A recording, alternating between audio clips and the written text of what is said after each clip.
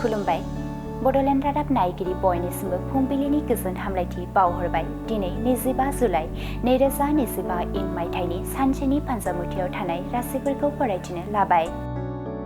मेष राशि गिदिर खैफोद नुजाथिनो हागौ। बायजोआव ओंखारोब्ला सांग्राङै सोलिनाया गोनां। जेंना गोनां सान। वृष राशि गोसोआव गोहो बोलो बांगोन। मावनो लानाय खामानिफोरखौ गोसो होनानै मावफुंनो हागोन। गाहाम सान। मिथुन राशि आनजादाव उथ्रिसारनो हानाय नङा। गोसोआव गोबां दुखु मोननांगोन।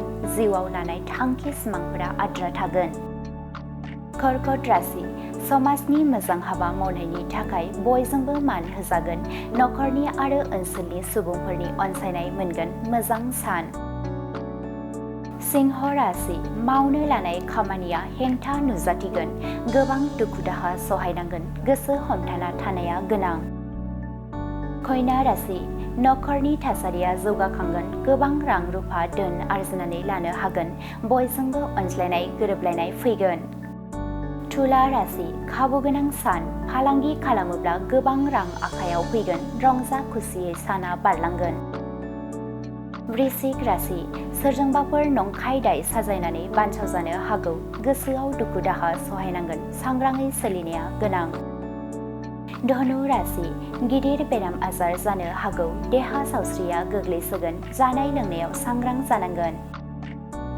मकर राशि गोसोआव मोजां मोननायनि सानस्रिया जायगा लागोन। गावनि जिउनि आंगो लोगोरिजों लोगो मोनलायगोन। गोजोननि सान। कुम्भ राशि गोथार सान। इसोरखौ सिबियोब्ला गावनि लुबैनाय हास्थायनायफोरखौ मोनफुंनो हागोन। साना गाहामैनो बारलांगोन। मीन राशि देहा सावस्रिया गोग्लैसोगोन। देहाया खस्थ' मोननांगोन।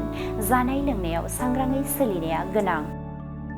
दिनैनि राशि फरायथिनाया एसेनोसै। बेजों लोगोसेनो दिनैनि साना बुहुमनि साफ्रोमबो सुबुंफोरनि थाखाय गाहाम जाथों।